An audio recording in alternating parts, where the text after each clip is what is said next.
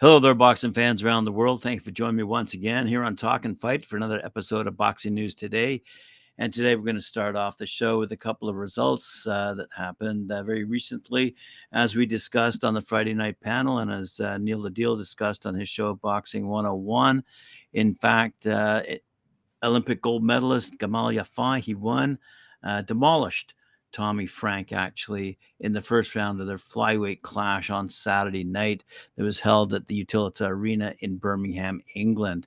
Yafai dropped Frank in the first 30 seconds and forced a quick stoppage at 1 minute and 40 seconds.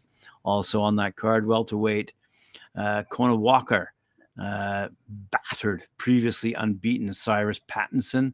Walker dropped Pattinson 3 times, and Pattinson's corner finally kept their man on the stool after the 8th round. In the heavyweight division, unbeaten heavyweight Solomon Dekrais, 7-0, 2 knockouts, outscored Chris Thompson over 10 rounds by scores of 9-9, 9-1, 9-9, 9-1, and 98-92 to claim another victory. Fantastic stuff out of Birmingham. Let's move across the pond.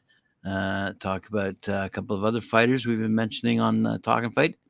In a rare battle of undefeated boxers, Steve the Savage Sumpter used his athleticism to defeat James Pitbull Perkins in the main event of the Pandemonium at the Palladium show presented by Granite Chin Promotions that took place in the Palladium in Worcester, Massachusetts.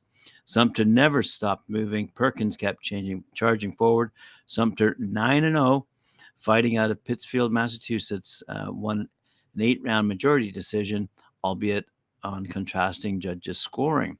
2 judges had Sumpter winning each round, but the other had it a draw. And that was for the vacant IBA America's Super Middleweight Championship. Sumpter said after the fight, "My plan was for me to keep moving, to tire him out. But my footwork was key because he couldn't keep up with me. I'm bringing this belt home like I said I would." Styles make fights, as they say, and last night's main event was a perfect example. The first round found athletic Sumpter moving circularly, the powerfully built Perkins going forward and applying pressure as he attempted to cut off the ring. There's a lot of feinting and title connecting. Little connecting from both fighters in the second and third rounds in a strategic matchup. Good stuff from Granite Chin out of Massachusetts. Let's move along to what we're all going to be talking about for the next week. Usyk versus Dubois. We know it's happening. We know it's going forward, as opposed to someone potentially failing a drug test. But no, it's going forward for sure. I'm quite positive it will go forward. I say that with every degree of confidence. Dubois enters the fight, however, as an underdog, and does so with Don Charles now in his corner, the same man who cornered Chisora, Derek Chisora, as he gave Usyk some difficulties back in 2020. Charles recently told the media that he's purposely made Dubois uncomfortable in camp at altitude in Spain. Both Charles and Dubois seem to acknowledge that physicality will be paramount if he wants to pull the upset. That's an understatement. All right. But before Usyk attempts to defend his WBA, IBF, and WBO belts, Adam Azim will have the attention of the crowd. Adams, we all know, is the son of former featherweight world champ Prince Nazim, who the UK seem to like an awful lot. Adam will take to the ring, but is not yet known who he's facing or what weight category he'll compete in. However, he's been training at McCracken's gym in Birmingham in preparation for his debut. Now, speaking of the UK and their opinion on this, let's turn to Ricky Hatton. Ricky Hatton is a British boxing icon, if you aren't familiar with the name, and he's not one to pull punches, and he's coming out swinging in defense of fellow countryman Daniel Dubois. Oh, there's a shock. As he prepares to face Alexander Usyk for the WBA, IBF, and WBO heavyweight titles this Saturday in Poland. Speaking of the media, the hitman Hatton shared his thoughts on the bout, and he's convinced that Dubois has more than just a puncher's chance. When you think about the difference in size between the two fighters, I know you could say the same thing when Usyk fought Joshua, but Dubois only needs one shot given his size. And tell me that's something that we haven't heard before. But let's move on with the story. Dubois' power could be the key, he says. Hatton knows a thing or two about power as well as well-placed punches, and he's betting that Dubois' dynamite, not dynamic, dynamite, in his fists could be the deciding factor in this bout. Are you trying to tell me that people will be shocked if Dubois knocks him out with the power that Dubois has? Come on, says Hatton. Don't write off Dubois, says Hatton. According to Hatton, writing off Dubois is a mistake, and he's taking issue with those who are dismissing the British fighter's chances.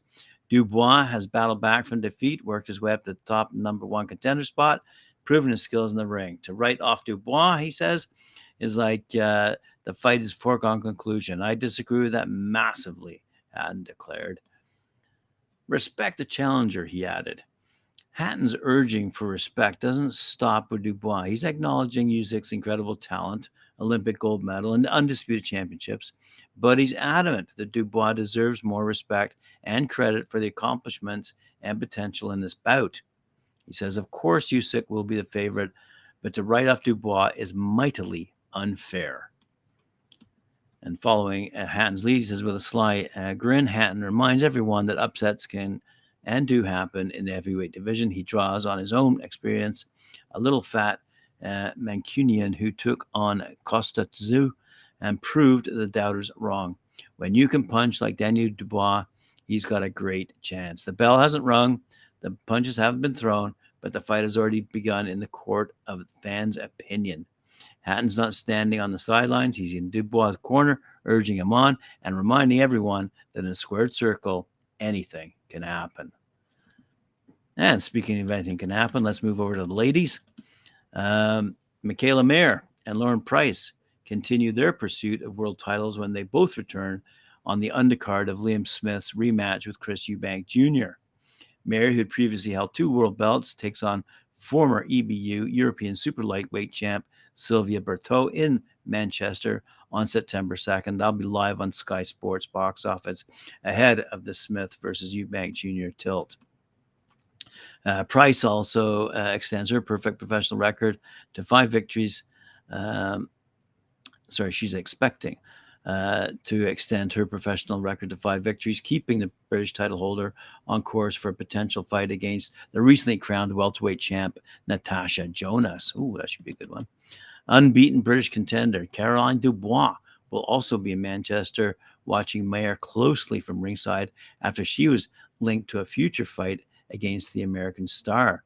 Mikaela Mayer is a world-class competitor, and we're delighted to announce her addition to what will already be a stacked undercard for the Smith versus Eubank 2 repeat or revenge blockbuster pay-per-view event, said Ben Shalom. He's the CEO of Boxer. That's Boxxer. Mayer was a big hit with British fight fans on her last visit here, but one person she didn't impress was Caroline Dubois. We know Caroline will be ringside in Manchester for this bout, and she's had some things to say about Mayer recently. So if Mayer wins on September 2nd, then maybe we see those two square off in 2024. Now, Caroline Dubois to fight for the IBO lightweight title live on Sky Sports is another headline I've just noticed. Caroline Dubois will fight for the IBO lightweight title live on Sky Sports September 30th. The Londoner is to battle the Mexican veteran Miguel Rodriguez at York Hall, says Ben Shalom, who we just mentioned. He says that Dubois is the future face of women's sport, not only in the UK, but on the world stage, because she's British. Caroline Dubois challenges for the IBO title on September 30th. The 22-year-old lightweight takes a sizable step up in class against Mexican veteran Miguel Rodriguez in her only 8th fight in the bill, topping about a boxer breakthrough at London's York Hall. Dubois has won her professional debut on points in February 2022 and then stopped her next 5 opponents before a points victory over Yanina Del Carmen Lascano in June. Rodriguez is a former WBA world title challenger and current WBC title holder with 9 knockouts among her 22 victories to date. Dubois has named Katie Taylor and Mikaela Mayer as targets, and a win over Rodriguez would stake her claim for a big name bout. Good for her. Alrighty. Looking to unify the middleweight titles on October 14th in Rosenberg, Texas, we're going to see Janibek Alamkhanuly and Vincenzo Gualtieri go toe-to-toe. Alamkhanuly, the WBO's 160-pound champ, will headline a top-ranked boxing event on ESPN for the fourth consecutive outing. A 30-year-old from Kazakhstan, Alamkhanuly, he's 14-0, by the way, 9 knockouts, is ESPN's number 2 ranked middleweight. The southpaw has made 2 defenses, both against French contenders, however. He's coming off a second-round knockout of Stephen Butler in May. Gualtieri, by the way, 21-0-1, 7 knockouts, has never competed outside of his native Germany. The 30-year-old, who's ranked number 9 at middleweight by ESPN, won the vacant IBF title last month with a decision over Esquiva Falcao. So there you go. Good news coming to us. Oh, but here's what I wanted to end up with. I wasn't quite finished my show today. I wanted to report some what we call fight buzz. Yes, everyone hates the rumors and the talk about what might be, what could be, what should be, but here's some interesting stuff, I think.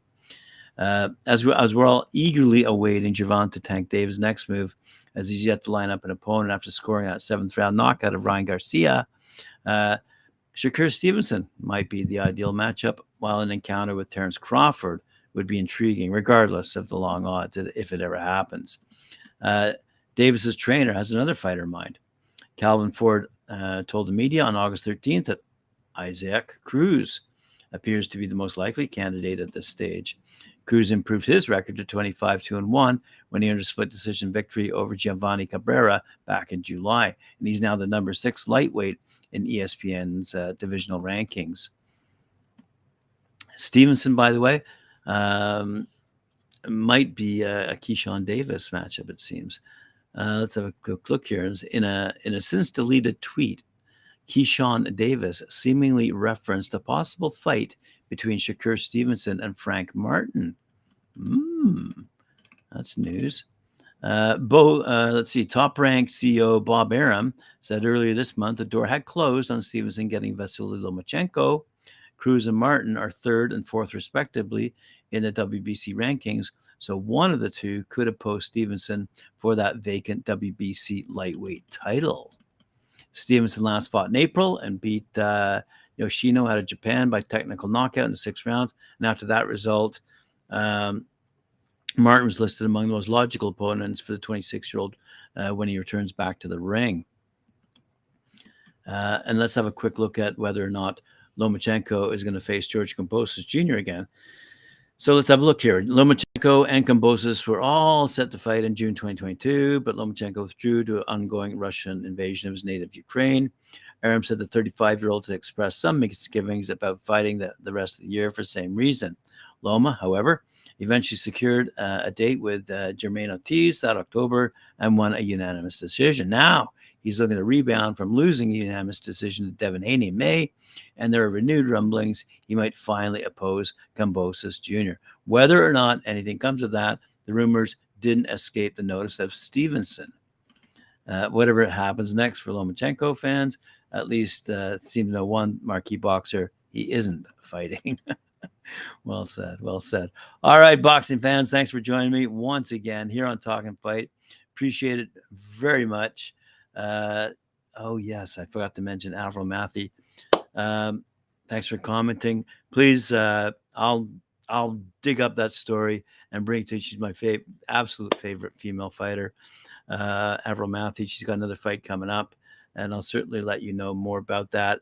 Miyamoto is going to be back in the ring, and on the 26th for a title, by the way. All right, I'll bring you more women and news about their fights coming up. Remember to like, share, subscribe, hit that notification bell, and I'll join Mike Orr at 4 p.m. for his show Knuckle Up today. And see you later on. Thank you.